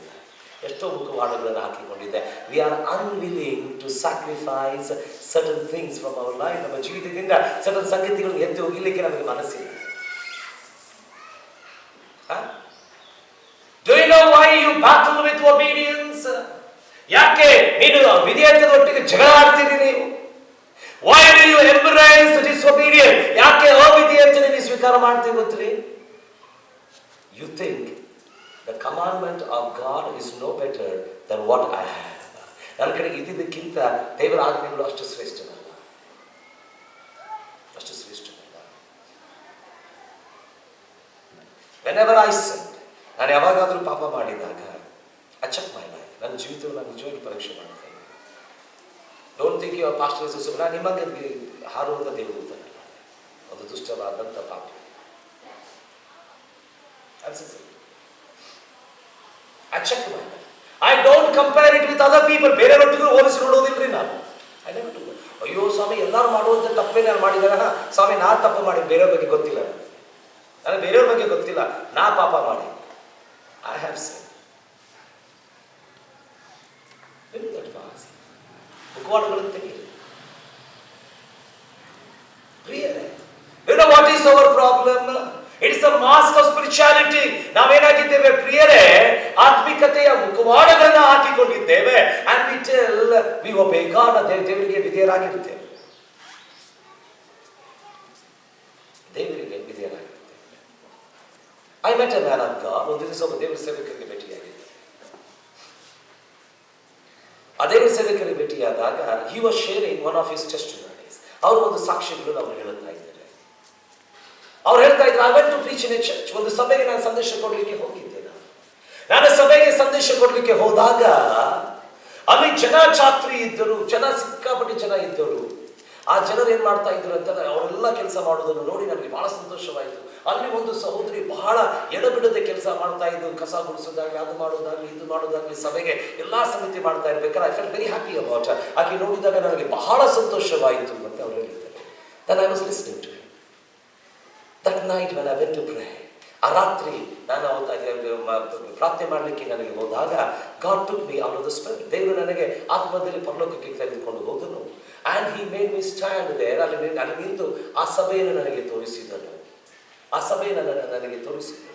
ಆ ಸಭೆಯನ್ನು ನಾನು ನೋಡಿದಾಗ I saw everybody working there. ಎಲ್ಲರೂ ಕೆಲಸ ಮಾಡೋದನ್ನು ನೋಡಿದ್ದೆ. I saw this sister too. ಈ ಸಹೋದರಿಯನ್ನು ಸಹ ನೋಡಿದ್ದೆ. When I was watching her continuously, ಮೇಲಿಂದ ಅದನ್ನು ನೋಡ್ತಾ ಇರಬೇಕಾದ್ರೆ ಆ ಸಹೋದರಿಗೆ ನಾನು ನೋಡಿದಾಗ ಆಕೆ ಸಮಯದಲ್ಲಿ ಎಲ್ಲಾ ಒಳ್ಳೆ ಕೆಲಸ ಮಾಡ್ತಾ ಇದ್ದಾಳೆ. ಮನೆಗೆ ಹೋದಾಗ ತಪ್ಪಾದ ಸಂಬಂಧಗಳಲ್ಲಿ ಆಕೆ ವಾಸ ಮಾಡ್ತಾ ಇದ್ದಾಳೆ.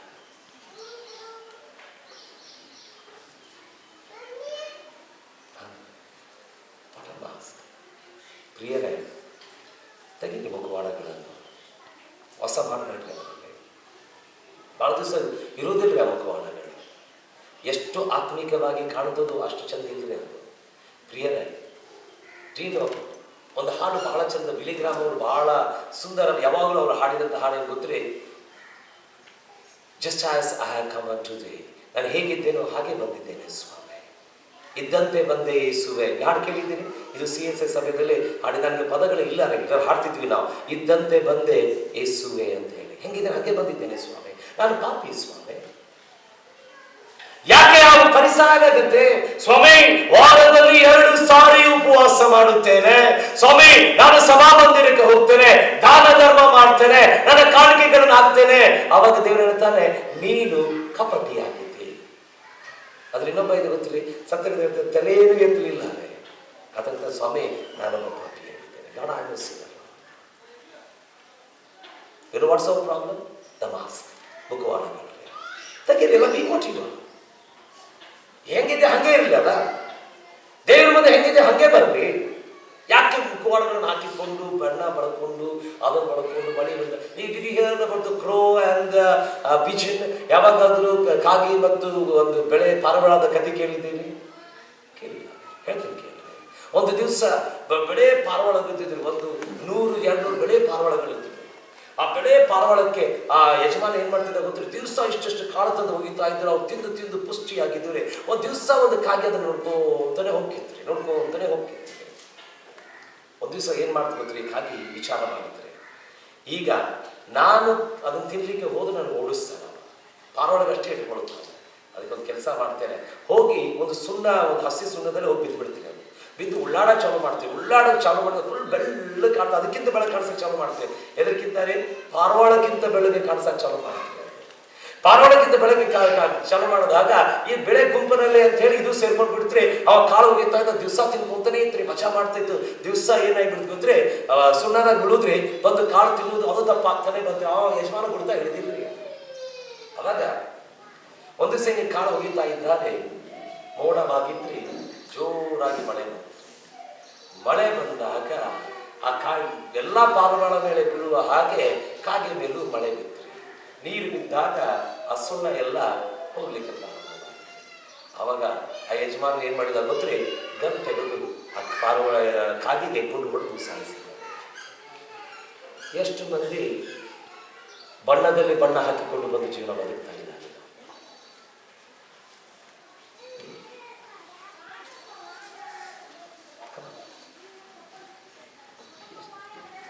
ಅಯ್ಯೋ ಪಾಸ್ಟರೇ, ಲೆಂಟ್ ಡೇಸ್ನಲ್ಲಿ 40 days ಫಾಸ್ಟ್ ಇದೆಲ್ಲ ಪಕ್ಕಕ್ಕೆ ಬಿಡ್ರಿ, 4 ನಿಮಿಷ ದೇವ್ರ ಮುಂದೆ ಪಶ್ಚಾತ್ತಾಪ ಪಡುವುದು ಕಲಿ. Fasting which doesn't change you, it is a very fasting. ಯಾವ ಉಪವಾಸವು ನಿನ್ನನ್ನು ಬದಲಾಯಿಸುವುದಿಲ್ಲವೋ ಆ ಉಪವಾಸ ವ್ಯರ್ಥವಾದಂಥ ಉಪವಾಸ. ಮುಖವಾಡ ಹಾಕೊಂಡು ನಡಬೇಡ್ರಿ ಪ್ಲೀಸ್. ನಾ ಕೈ ಮುಗಿದು ಹೇಳ್ತೇನೆ, ಪಾಪ ಮಾಡಿ ನಾ ಪ್ರಾರ್ಥನೆ ಮಾಡೋದಿಲ್ಲ, ಮಾಡೋಣ ತಪ್ಪಾಗಿ ಇದ್ರೆ ಚೇಂಜ್ ಆಗ್ತೇನೆ. ಅದಿಲ್ಲದೆ ಅಯ್ಯೋ ನಾದೆಲ್ಲ ರಾತ್ರಿ ಕುಂತಾಗ ದೇವದೂತರು ರಕ್ಕಿಯಿಂದ ಬಿಡುಗಡೆ ಹಾಗೆ ನನ್ನ ಮುಂದೆ ಬಂದು ನಿಂತರು. ಇವೆಲ್ಲ ಕಥೆ ಬೇಕಾಗಿಲ್ಲ ನನಗೆ.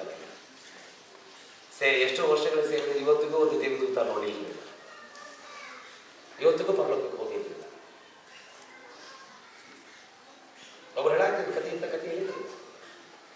ನಾನು ಒಂದು ದಿವಸ ಟೆರೆಸ್ ಮೇಲೆ ಮೊಣಕಾಲೂರಿ ಪ್ರಾರ್ಥನೆ ಮಾಡ್ತಾ ಇರ್ಬೇಕಾದ್ರೆ ಸಾವಿರಾರು ದೇವದೂತರು ತುತ್ತೂರಿಯನ್ನು ಹಿಡ್ಕೊಂಡು ಬಂದು ಪಟ ಪಟ ಪಟ ಪಟ ಹಾಡ್ಕೊಂಡು ಬಂದಿದ್ದರು ಅಂತ ಹೇಳಿ ಜೀವನ ಇವತ್ತಿಗೂ, ಅವನ ಜೀವನ ಇವತ್ತಿಗೂ ನೋಡಿದ್ರೆ ಹಂಗೆ ಐತೆ, ಚೇಂಜ್ ಆಗಿದೆ.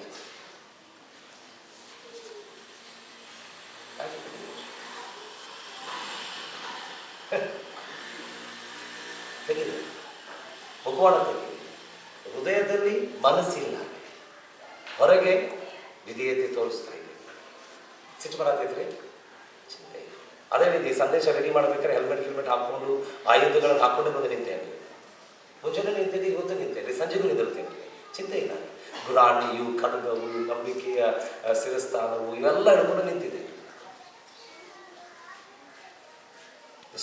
ಬನ್ನಿ ಹೊರಗೆ ಬಂದು ಅದರಿಂದ be what you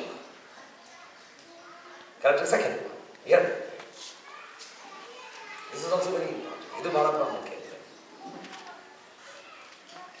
self honour makes you disobedient. ಸ್ವಗೌರವವು ನಿನಗೆ ಅವಿಧೇಯತೆಗೆ ನಡೆಸುತ್ತದೆ. 21ನೇ ವಚನ.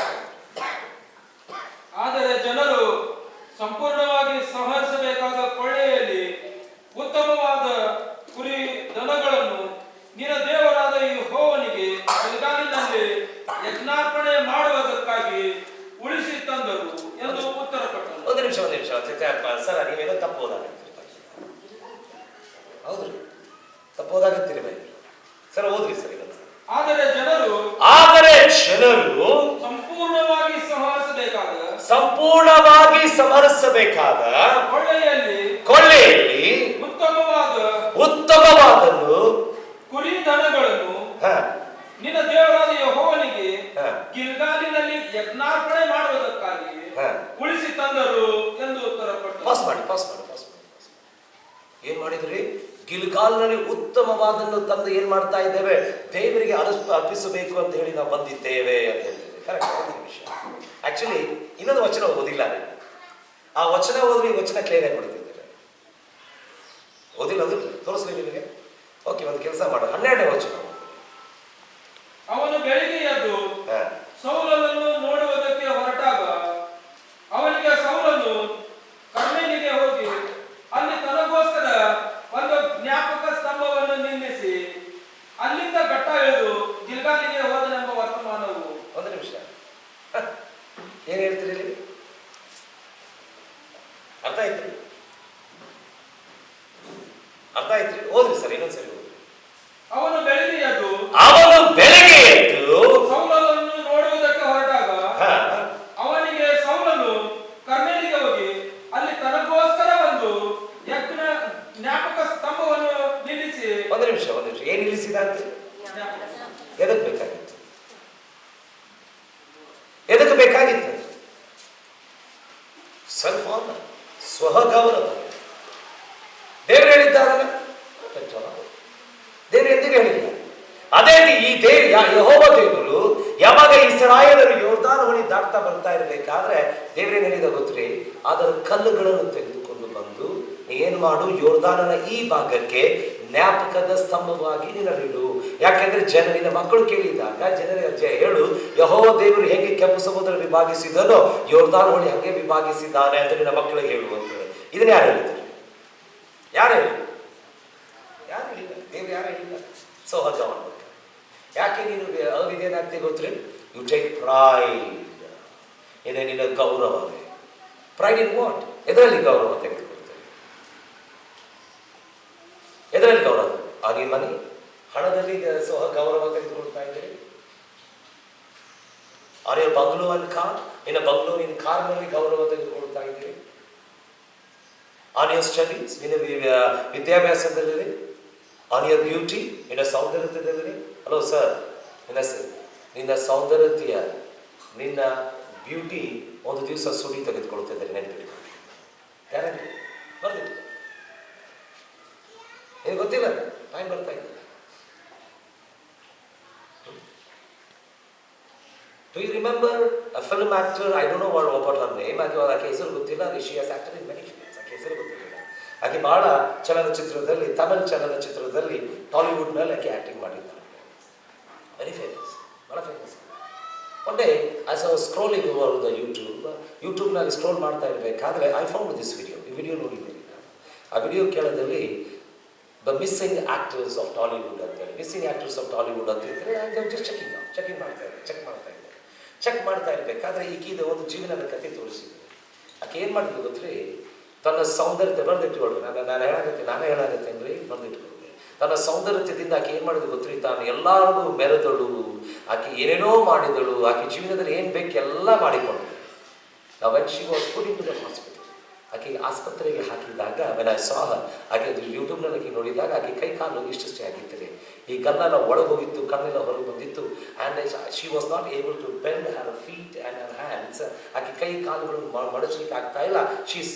She's been laying on the bed. ಆಕೆ ಹಾಸಿಗೆದಲ್ಲಿ ಇದ್ದರು. And they put a ventilation. ಆಕೆ ವೆಂಟಿಲೇಷನ್ ಹಾಕಿದ್ರು. And you know what was the statement ಇದೆ ಅಲ್ಲಿ ಮಾಡಿರೋದು? ಸ್ಟೇಟ್ಮೆಂಟ್ ಏನಂತಂದರೆ, ಆಕೆಯ ಸೌಂದರ್ಯದಿಂದ ಮೆರೆದ ಕಾರಣ she was HIV positive or AIDS had come to. ಆಕೆಗೆ ಏಡ್ಸ್ ಬಂದಿದೆ.